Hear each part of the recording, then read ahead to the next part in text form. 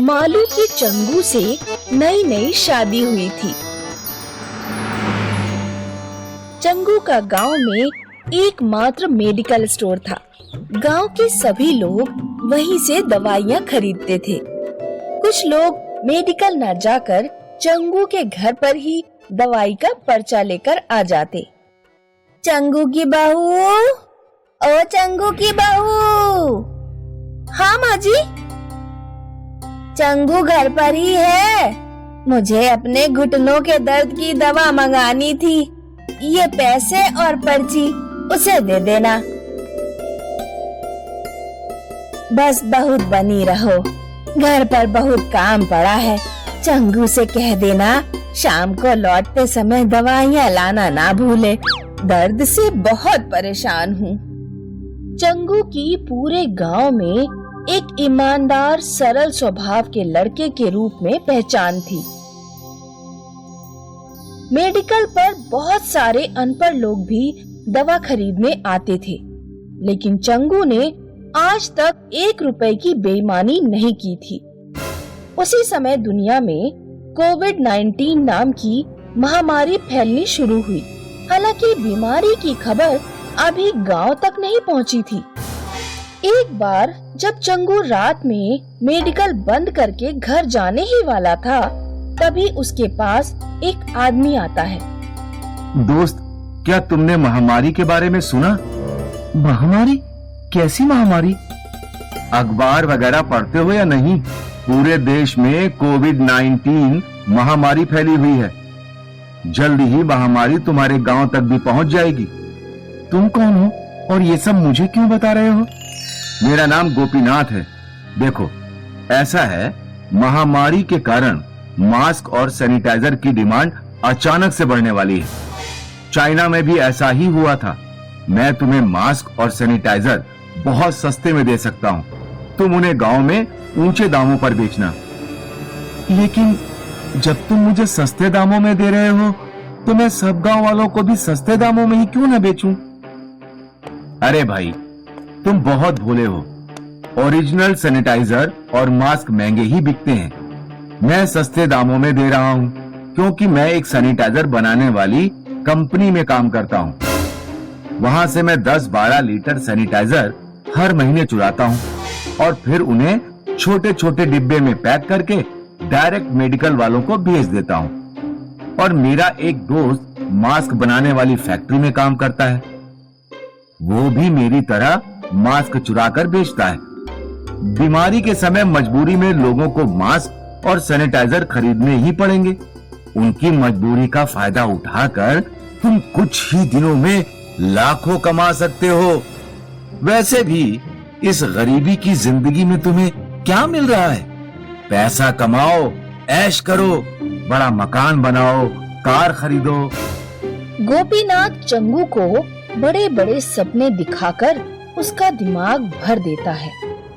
वो चंगू को मास्क और सैनिटाइजर बेच देता है। कुछ दिनों बाद महामारी का डर गांव में भी फैलने लगा। लोग चंगू की दुकान पर सैनिटाइजर और मास्क खरीदने आने लगते हैं। चंगू चोरी के माल को ऊंचे दामों में गांव वालों को बेचने लगा। पहले के मुकाबले चंगू का धंधा 4 गुना हो गया। एक रात वो अपनी पत्नी के लिए ढेर सारे नए कपड़े और खूब सारा खाने पीने का सामान लेकर पहुंचता है।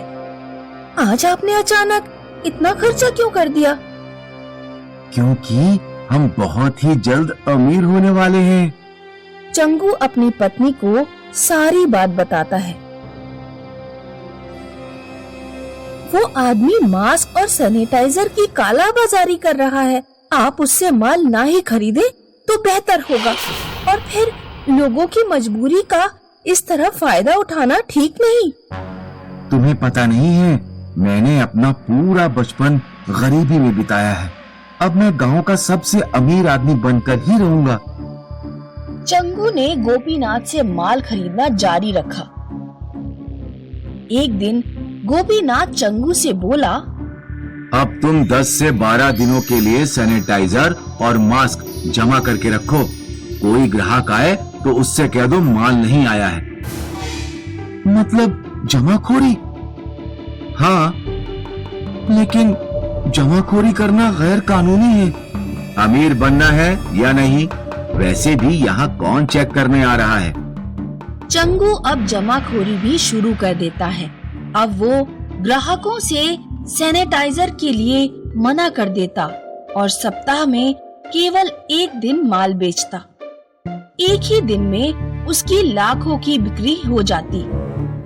लोग लाइन लगाकर मास्क और सैनिटाइजर मिलने का इंतजार करते।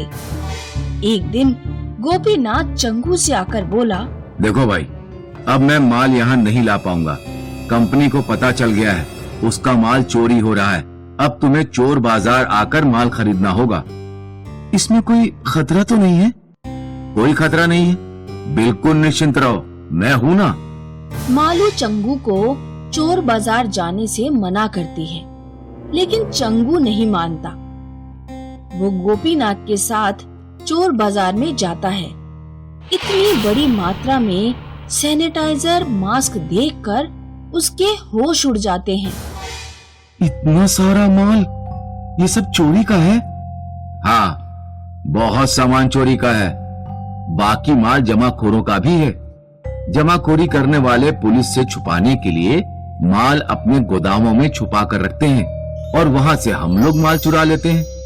चंगू वहाँ से चोरी का सस्ता माल खरीद कर ले आता है और अपने गांव में बेचता है। इस तरह मास्क और सैनिटाइजर की काला बाजारी से चंगू खूब पैसे कमाता है। जल्द ही वो एक बड़ा मकान और कार खरीद लेता है। देखो, थोड़ा सा दिमाग लगाने की वजह से आज हम गांव में सबसे अमीर बन गए हैं। तभी एक दिन अचानक गांव में पुलिस का छापा पड़ जाता है। पुलिस गांव वालों को चोरी के सैनिटाइजर इस्तेमाल करते देख लेती है। इतनी महंगी कंपनी का सैनिटाइजर तुम्हारे पास कहाँ से आया? हमें नहीं पता साहब, हमने तो पूरी कीमत चुकाकर चंगू के मेडिकल से खरीदा है। पुलिस चंगू के घर और मेडिकल पर छापा मारती है और चोरी का माल पकड़ लेती है। पुलिस पूरे गांव के सामने चंगू को पकड़कर ले जाती है और सारा सच उगलवा लेती है। गोपीनाथ भी पकड़ा जाता है। चंगू को 1 करोड़ का जुर्माना चुकाना पड़ता है, तब वो जेल से छूट पाता है।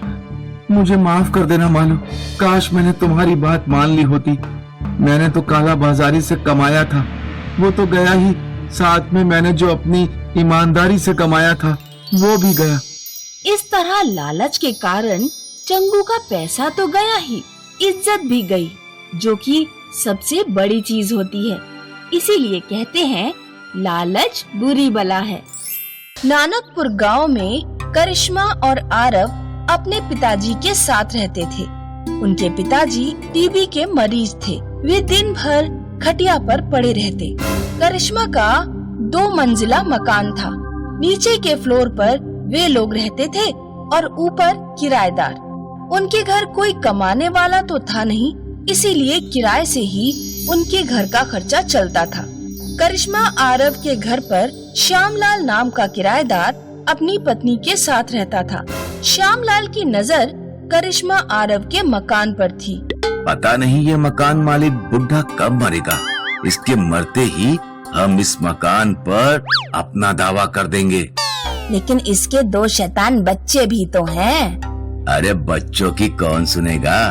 मैंने मानव तस्करों से बात की है, इन दोनों को बेच देंगे। और गांव वाले पूछेंगे तो?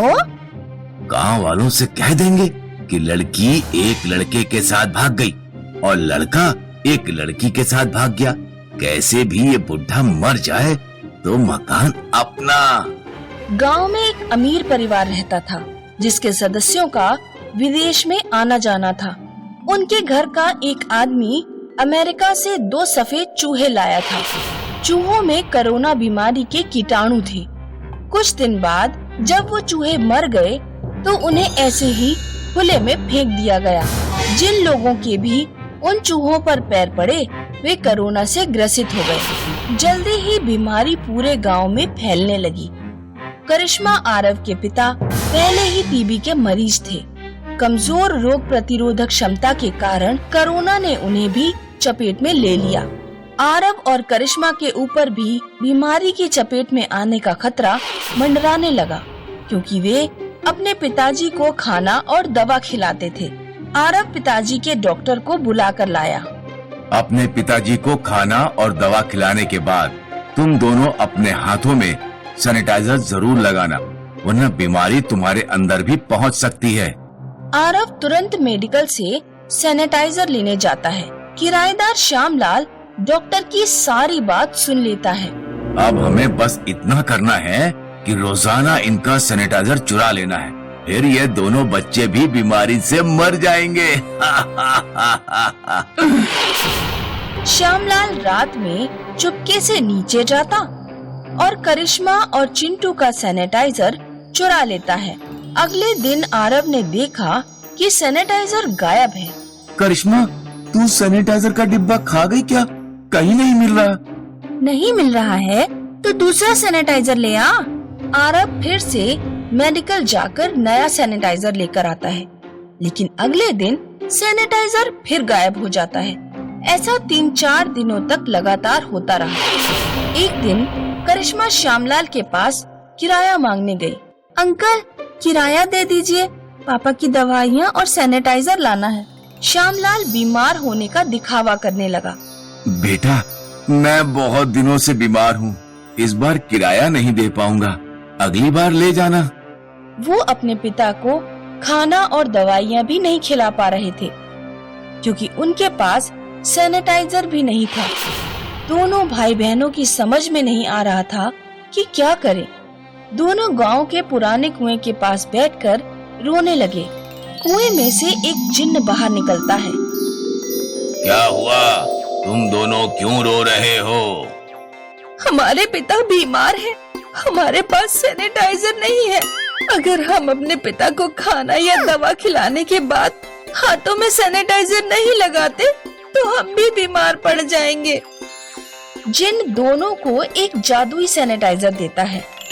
बस इतनी सी बात, ये लो, ये जादुई सैनिटाइजर ले जाओ, ये कभी खत्म नहीं होगा। करिश्मा और आरव खुश होकर घर पहुंचते हैं। पिताजी, देखिए हमें क्या मिला है, जादुई सैनिटाइजर। पिताजी कोई जवाब नहीं देते। दोनों बच्चों के पिता कोरोना से दम तोड़ चुके थे। उस रात भयानक बारिश हुई। बीमारी की वजह से कोई अपने घर से बाहर नहीं निकल रहा था। करिश्मा और आरव अकेले ही भरी बरसात में अपने पिता को दफना कर आते हैं। जब वे घर लौटते हैं तो श्यामलाल 2 मानव तस्करों के साथ घर के बाहर खड़ा था। ले जाओ इन दोनों को।